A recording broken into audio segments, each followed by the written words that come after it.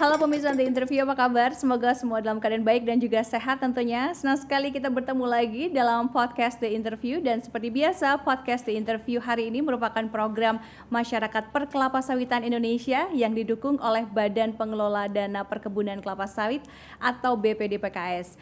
Dan di episode kali ini kita akan mengulas mengenai seperti apa peran pemerintah dalam industri kelapa sawit, termasuk isu lingkungan dan juga kontroversi sosial, inovasi produk dan juga fakta serta mitos mengenai seperti apa peluang karir yang cukup menjanjikan baik sebagai petani maupun sebagai entrepreneur atau pengusaha atau sebagai profesional di industri sawit.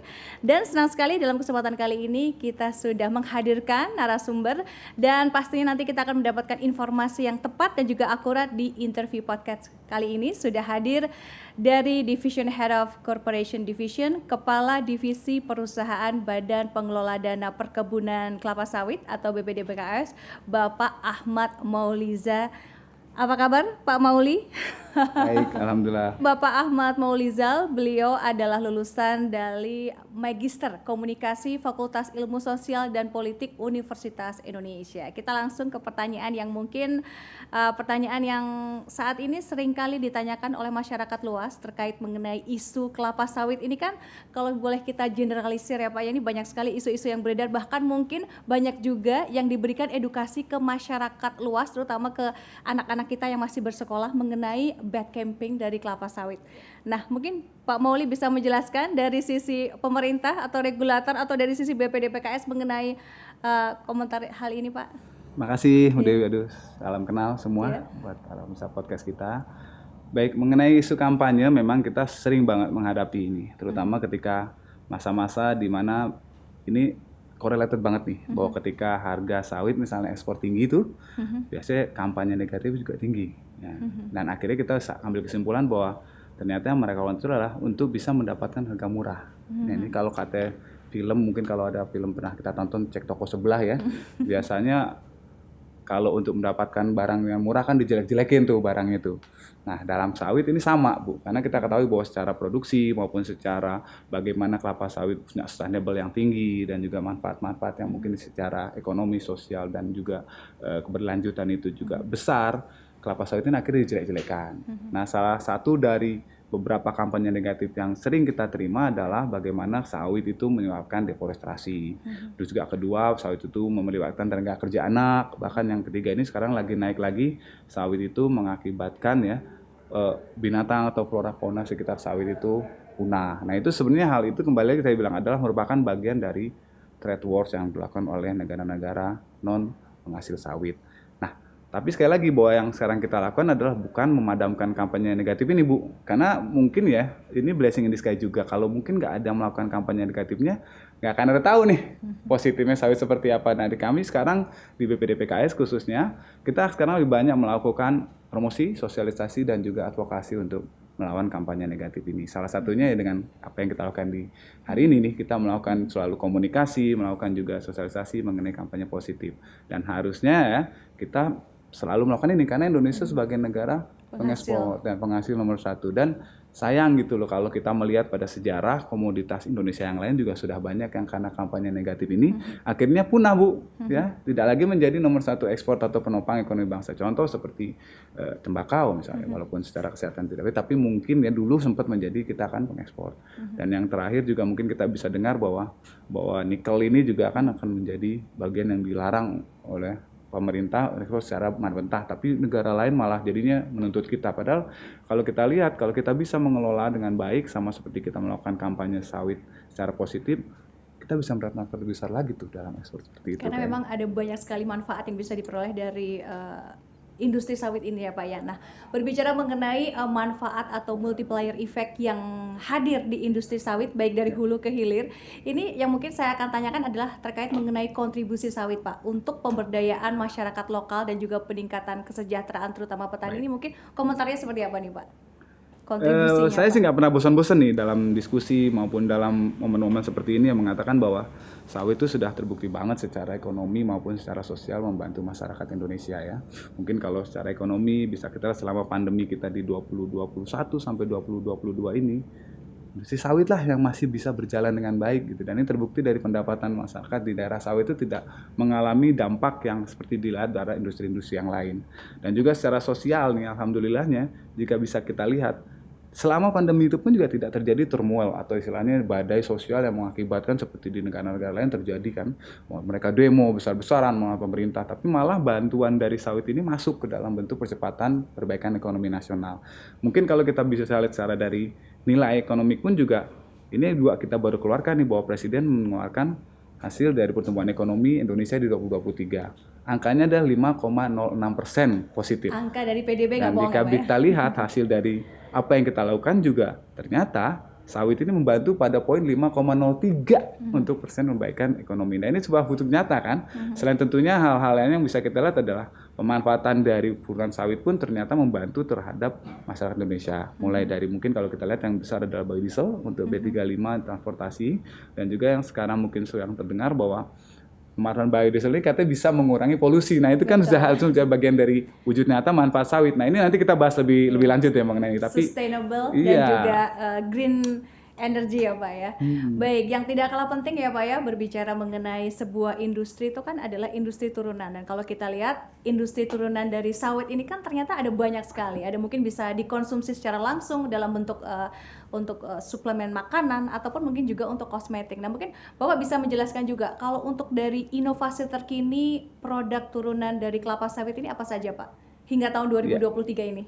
Sudah banyak. Mungkin kalau disebutin satu-satu ya susah Tidak ya. Kayak terhingga kita ya, Pak, melihat ya? seperti rak kalau kita ke Terkadang toko ya convenience store R&D-nya terus semua berlanjut ya, Pak ya. Tapi memang secara umum memang kelapa sawit ini menjadi 3 fungsi utama Bu. Yang pertama adalah food edible ya. Dan itu memang makin banyak seperti minyak goreng ya, mungkin margarin, terus juga ada fats atau lemak yang dipakai untuk dimanfaatkan di makanan-makanan.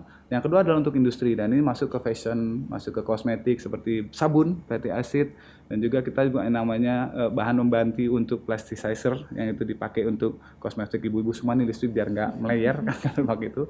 Dan ketiga yang sekarang menjadi bagian dari realisasi sawit ke depan juga akan menjadi tulang punggung mungkin untuk menggunakan adalah untuk sebagai energi. Nah, kemarin di Bali kita juga baru tutup yang Asian Energy Sustainable Forum. Di sana mahal menganggap bahwa sawit itu manfaatnya sudah sangat besar sekali termasuk mengembangkan, dan sekarang sudah sampai ke manfaat untuk aftur pesawat terbang. Nah, kalau di energi ini memang yang dipakai adalah FAME, fatty acid, dan juga ada CPO feed untuk power plant-nya, dan juga green diesel yang kita kembangkan dari B35 tadi. Nah, untuk turunannya dari masing-masing 3 industri utama banyak sekali Bu, yang seperti yang tadi. Jadi kalau bisa dibilang 24 jam nih keseharian kita itu diform oleh kelapa sawit. Nah itu jadi kita bisa ngomong gitu. Dan supaya mungkin ada bad campaign dari negara Eropa yang tidak ingin bahwa industri kelapa sawit ini menjadi semakin lebih besar lagi dan dikuasain oleh Indonesia ya Pak ya. Mungkin salah satunya itu ya. Intinya adalah mereka nggak bisa nanam. Iya, karena Dan itu saya harus yakin negara betul tropis. kalau mereka bisa nanam, ini akan terjadi pada produk-produk yang mereka punya dan kita akhirnya menjadi konsumen. Bisa harus mengeluarkan devisa kan, tidak harus kita beli.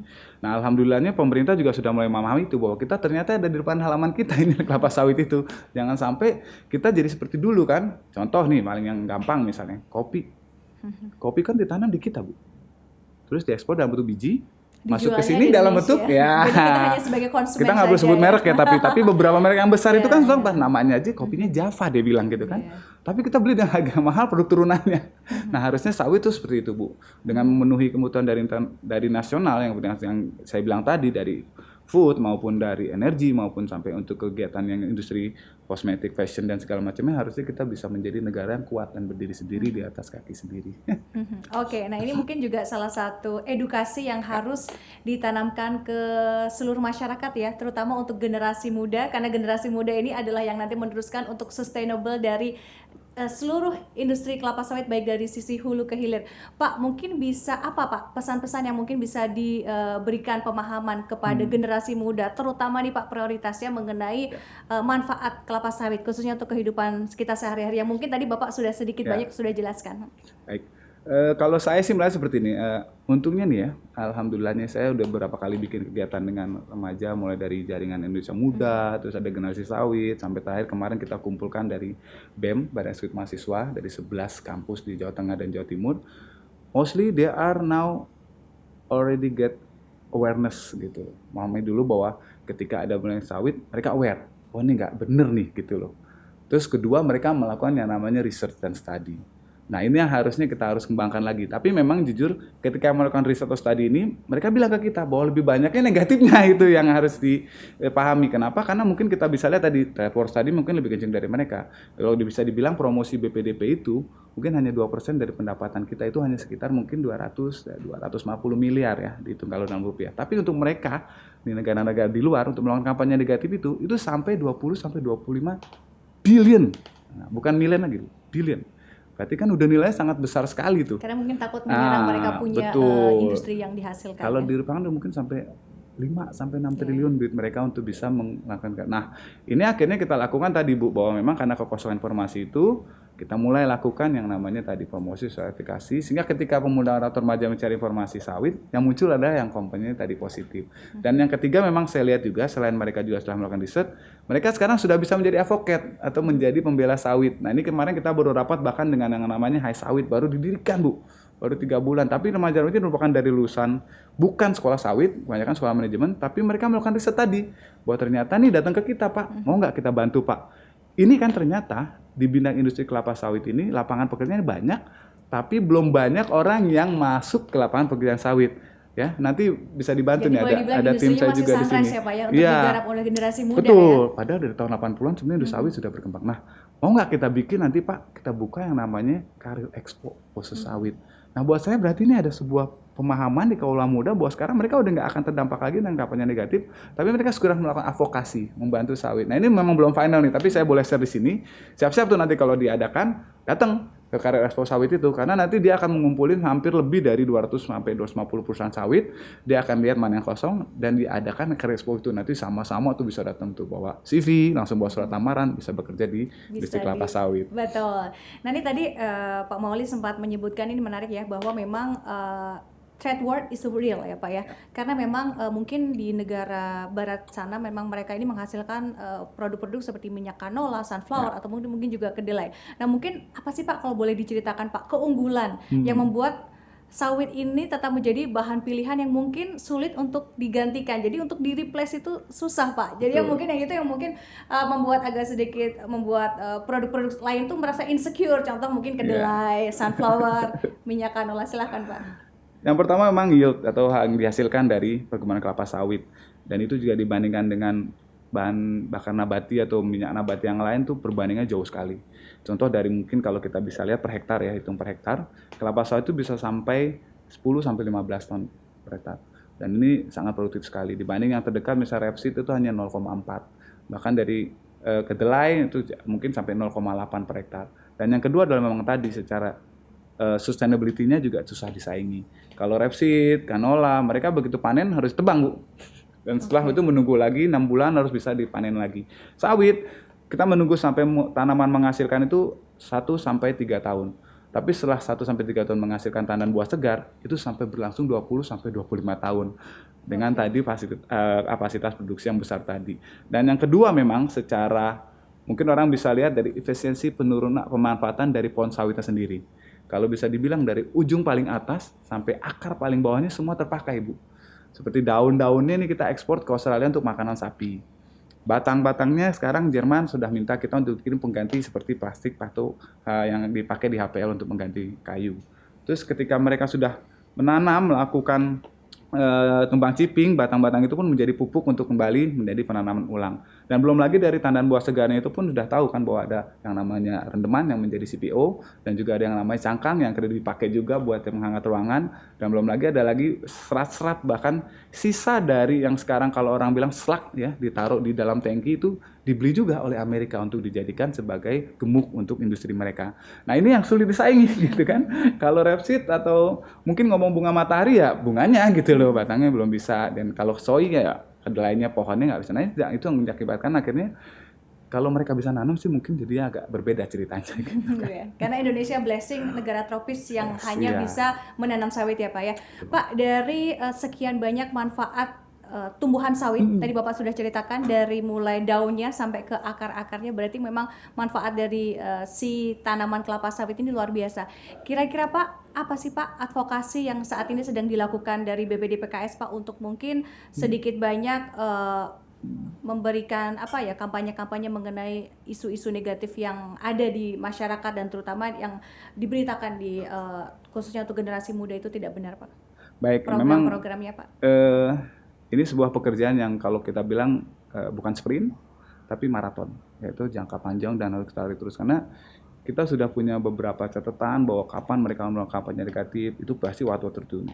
Tapi kalau kami memang kita punya sebuah metode mengukur efektivitas program promosi dan sosialisasi kita yang kita sebut bagaimana kita melihat secara kualitatif dari kuantitatif dan IQ yang disampaikan ke masyarakat. Dan ini yang sampai kita masih lihat alhamdulillah memang kalau kita lakukan media monitoring dan juga pengembangan konten website dan media sosial BPD-PKS masih di angka sekitar 80-85% positif. Nah ini yang masih mau kita tetap jaga karena sekali lagi mencapai hal positif pun nggak susah gitu kan. Kita bikin event yang baik, kita bikin event yang banyak dengan kementerian-kementerian itu biasanya langsung naik. Tapi yang mempertahankan itu yang susah, Bu. Nah yang perlu kita lakukan memang kita harus selalu menjaga atau mengisi kekosongan ketika saat-saat tertentu kampanye sawit itu dilakukan. Nah contoh nih kalau sekarang bulan Juni ini biasanya nggak jauh-jauh dari kebakaran hutan, Bu. Okay. Nah, siap-siap nih kita akan mengangkat. Nah, sebelum jauh-jauh ke kebakaran hutan, makanya kita angkat selalu beritanya nih bahwa kita mulai melakukan pendidikan, pemanfaatan bagaimana untuk karhutlah itu dijaga dengan desa tanggap api dan juga kita mulai kembali memberikan dana untuk pelatihan-pelatihan bagaimana menangkap api ketika terjadi di perkebunan. Dan selama ini memang selalu kita lihat kalau kita lengah sedikit aja dalam 1-2 minggu atau 3 minggu tidak melakukan kampanye atau tidak ada komunikasi, nongol tuh, Bu. Nah, ini nggak jauh-jauh kan kita juga kemarin tiba-tiba kita lagi asik-asik bahas UDR kan, karena Eropa melakukan regulasi baru, tiba-tiba di dalam ini ada satu lembaga lagi kan ngangkat mengenai masalah tadi ternyata ada biodiesel yang tidak dimakankan oleh masyarakat. Nah hal itu sebenarnya selalu terulang. Tapi selama ini sih kami di BPD-PKS menjadikan ini bagian dari IKU kita, Bu, untuk selalu menjaga bagaimana promosi dan sosialisasi tetap berjalan. Oke, nah untuk dari sisi produknya sudah, dari sisi isu lingkungan tadi Bapak udah menceritakan seperti apa untuk mengcounter isu-isu negatif yang ternyata memang tidak benar begitu ya, karena itu bagian dari third world. Kita ngomongin mengenai SDM-nya, Pak. Kalau Bapak yang jelaskan tadi itu bahwa memang industri perkelapa sawitan baik dari hulu hilir dan sampai dengan turunannya itu sangat promising ya, Pak ya. Cuman masalahnya ini banyak generasi muda yang belum tahu seberapa sustain dan seberapa promising baik untuk pekerjaan sebagai farmer, petani, atau mungkin juga sebagai profesional yang bekerja di industri perkelapa sawit atau bahkan menjadi pengusahanya nih, Pak. Baik. Mungkin Bapak bisa menceritakan ke generasi muda bahwa this is a kind of promising work. Yeah.